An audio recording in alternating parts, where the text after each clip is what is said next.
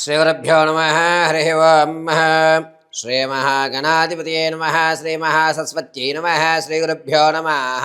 హరి ఓం. అఘోరేభ్యో తఘోరేభ్యో ఘోరఘోరతరేభ్యః సర్వేభ్యో సర్వసర్వేభ్యో నమస్తే అస్తూర్ధ్రరూపేభ్యః. సర్వం శ్రీపరమేశ్వరార్పితం. 2026 ఫిబ్రవరి నెలలో సింహరాశి వారి యొక్క జాతక పరియమంతం, ఆర్థికంగా ఏదన్నా స్థిరత్వం ఏర్పడుతోందా, ఆరోగ్య సమస్యల నుంచి ఈ నెలన్నా గట్టును చెందుతామా, స్థిరాస్తులు ఏమైనా కొనుగొనేటువంటి అవకాశం ఉందా, లేదా స్థిరాస్తులు అమ్మేసుకుంటామా, అసలు ఏం జరగబోతోంది ఫిబ్రవరి నెలలో అనే విషయానికి వస్తే కనుక, ముందుగా ఎవరెవరు సింహరాశిలోకి ప్రవేశిస్తారనే విషయాన్ని మనం పరిశీలన చేసుకున్నట్లయితే, మఖా నక్షత్ర 4 పాదాల వారు, అదేవిధంగా పుబ్బా నక్షత్ర 4 పాదాల వారు, ఇక ఉత్తరా నక్షత్ర 1వ పాదం వారు సింహరాశిలోకి విచ్చేస్తారు. వీరి యొక్క ఆలోచన ధోరణి ఫిబ్రవరిలో ఏ విధంగా ఉండబోతోంది, అసలు వీరు గోచార రీత్యా కానీ ఈ సింహరాశి వారి ఆలోచన ఫిబ్రవరి నెలలో అత్యంత దుర్భర స్థితిలో ఉంటుంది. ఏ విషయాన్నన్నా సరే వేగవంతమైన నిర్ణయాలు తీసుకోవడం, వెనక ముందు లేకుండా నిర్ణయాలు టక చెప్పడం, దానివల్ల ఫిబ్రవరిలో అనేకమైన ఆర్థిక ఇబ్బందులు గురవడం, మీరు చెయ్యని దానికి కూడా నేనే చేశానులే ఏమైతుంది ఇప్పుడు అనేటువంటి మాట రావడం, ఒక దృఢమైనటువంటి మాటని మీరు మాట్లాడి అందరి ముందు కూడా వీడు అనవసరం, వీడు ఎలా మాట్లాడుతున్నాడు ఏమిటి అనేటువంటి మాట అనిపించుకోవడం, అసలు మనం ఏం మాట్లాడుతున్నాం అనేది మనకే తెలియకుండా ఆ మాటలు దొల్లడం, దీంట్లో తప్పిదాలు పట్టుకుని ఎదురువాళ్ళు మిమ్మల్ని బ్లేమ్ చేయడం అనేటువంటిది ఎక్కువ జరుగుతూ ఉంటుంది. కాబట్టి సింహరాశి వారు ఫిబ్రవరి నెలలో ఎంత తక్కువగా మాట్లాడుకుంటారో అంత మంచిది. అది కుటుంబంలో కానీ, లేదా సమస్య పరిష్కారం చేసినప్పుడు పెద్ద మనుషుల్లో కూర్చున్నప్పుడు కానీ, లేదా మీ ఆఫీసుల్లో కానీ, కొత్తగా ఏర్పడేటువంటి బంధాల వల్ల కానీ మీరు ఎంత లిమిట్గా మాట్లాడగలిగితే ఫిబ్రవరి నెలలో అంత క్షేమదాయకంగా ఉంటారు సింహరాశి వారు. రాజకీయ నాయకుల విషయానికి వస్తే అద్భుతంగా కలిసి వచ్చేటువంటి విషయం, జనాల్లో ఆదరణ కూడా పెరుగుతుంది. విద్యార్థులకు జ్ఞాపక శక్తి కొంచెం తగ్గుతూ ఉంటుంది. దీనివల్ల మీరు ఏదో కోల్పోతున్నాము అనేటువంటి ఒక అస్థైర్యత్వానికి గురవుతూ ఉంటారు. సింహరాశిలో ఉన్నటువంటి వారు తాత ముత్తాతల నుంచి లభించేటువంటి ఆస్తి ఏదైతే ఉందో అది ఈ నెలలో వచ్చేటువంటి అవకాశం లభించట్లేదు.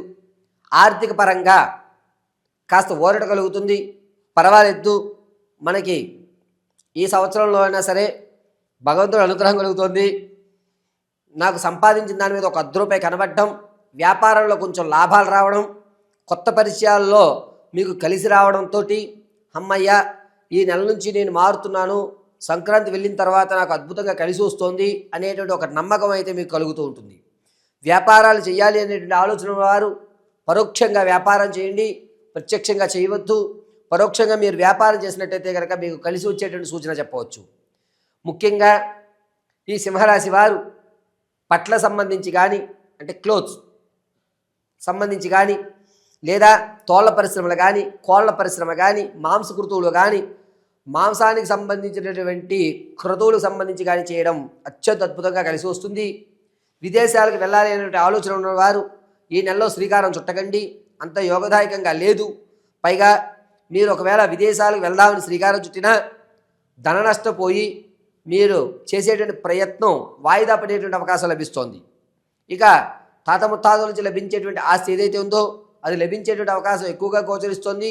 దీనివల్ల మీకు ఒక స్థిరమైనటువంటి మానసిక ఆందోళన తగ్గి ఒక ఆనందభరితమైనటువంటి వాతావరణంలోకి ప్రవేశించడం జరుగుతుంది. భార్యాభర్తల మధ్య అన్యోన్యత తగ్గుతుంది, గొడవలు అనేటువంటి పెరుగుతూ ఉంటాయి. పెద్ద మనుషుల్లో కూర్చుని నాకు ఈ బంధాన్ని విడగొట్టేయండి అనేటువంటి మాట మీరు మాట్లాడటం, అందరూ మిమ్మల్ని తప్పిదం పెట్టడం, సరే అని చెప్పి మీ బంధాన్ని కొంచెం తెంపేటువంటి అవకాశం ఎక్కువగా లభిస్తోంది. పాత బంధాలు, అక్రమ సంబంధాలు ఏవైతే ఉన్నాయో అవి మళ్ళా పునరుద్ధరీకరణ అవుతాయి. దీనివల్ల రానున్న రోజుల్లో కూడా మీకు అంత ఇబ్బందిదాయకంగా ఉండదు, కానీ ఈ పాత బంధాలని కొనసాగించడం అనేది ఎక్కువగా లభిస్తూ ఉంటుంది. సింహరాశిలో వారు స్టాక్ మార్కెట్లో కానీ, రియల్ ఎస్టేట్లో కానీ ధనాన్ని వెచ్చించాలి అంటే కనుక ఇదంత పరిణామంగా లేదు.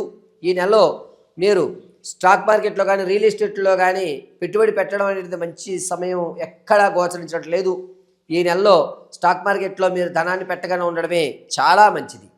స్థిరాస్తులు ఏవైతే ఉన్నాయో వాటిని అమ్ముకునేటువంటి అవకాశం ఎక్కువగా లభిస్తుంది. స్థిరాస్తుల విషయంలో కనుక కాస్త జాగ్రత్తగా ఉండమని చెప్పదగ్గ సూచన. ఒకవేళ మీరు స్థిరాస్తిని అమ్మేటువంటి ఆలోచనలో ఉంటే కనుక వేరే వారి పేరు మీద పెట్టండి. అంతేగాని మీ పేర్ల మీద ఉన్న స్థిరాస్తులు ఏవైతే ఉన్నాయో వాటిని అమ్ముకునేటువంటి అవకాశం ఎక్కువ లభిస్తుంది. అది కూడా చాలా తక్కువ ధరకి మీరు అమ్మేసుకుంటారు. మీరు పెట్టేటువంటి పెట్టుబడి మీకు రావాల్సినటువంటి మార్కెట్లో ఉన్న వాల్యూ రాకపోగా ఇంకాస్త తక్కువ ధరకి అడుగుతారు. ఏదైతే ఉందో నాకు డబ్బులు కావాలి కదా అమ్మేస్తారు. అందుకోసమే మీరు బినామీని పెట్టండి అని చెప్పడం జరుగుతోంది. ఇక చరాస్తులు ఏవైతే ఉన్నాయో అవైతే కొనుగోలు చేస్తారు. ఖచ్చితంగా స్థిరాస్తులు అమ్ముకోవడం, చరాస్తులు కొనుక్కోవడం అనేది జరుగుతూ ఉంటుంది. ఆడవారి విషయానికి వస్తే ఎక్కడైతే కుటుంబంలో కానీ సమాజంలో కానీ మీ గౌరవం కించపరిచారో అక్కడ మీరు ఖచ్చితంగా నిలబడతారు. మీ మాటకు విలువ పెరుగుతుంది. విందు వినోదాల్లో ఖచ్చితంగా పాల్గొంటారు. పితృ మాతృవియోగం అనేది జరిగేటువంటి అవకాశం ఎక్కువగా కనిపిస్తుంది. ఎక్కువ శాతం ఫిబ్రవరి నెలలో మీరు పరామర్శలకు ఎక్కువ వెళ్తూ ఉంటారు. ఈ నెలంతా కూడా నేను వారిని పరామర్శించడం వీరు పరామర్శించడం సరిపోతుంది, ఏమిట్రా ఇది అనేటువంటి ఒక ఆలోచనకు వస్తూ ఉంటారు. ఇక సంతానం కొరకు ఎవరైతే చూస్తున్నారో వారికి మంచి అవకాశం లభిస్తోంది. ఫిబ్రవరి నెల 8వ తారీఖు తర్వాత నుంచి 11వ తారీఖు మధ్యలో సంతానం శుభవార్త వినేటువంటి అవకాశం లభిస్తోంది. ప్రసవానికి ఎవరైతే ఉన్నారో పుత్ర సంతానం కలిగేటువంటి అధికారం ఎక్కువగా లభిస్తోంది. వివాహం కొరకు ఎవరైతే చూస్తున్నారో ఉత్తర దక్షిణ దిశగా ఉన్నటువంటి సంబంధాలు చూడండి, అద్భుతంగా కలిసి వచ్చేటువంటి సూచనగా చెప్పవచ్చు. ఇక ఈ ఆడవారు రాజకీయంలో కానీ సినీ సంగీత సాహిత్య కళా పరిశ్రమల్లో కానీ ఎవరైతే ఉంటారో వారికి అంత యోగదాయకంగా లేదు. మిమ్మల్ని నమ్మించి మోసం చేసేటువంటి వారు ఎక్కువ అవుతూ ఉంటారు. సింహరాశుల వారు ఆరోగ్య విషయానికి వస్తే కనుక స్టమక్లో ఎస్డిసిస్ అనేవి ఫామ్ అవుతాయి.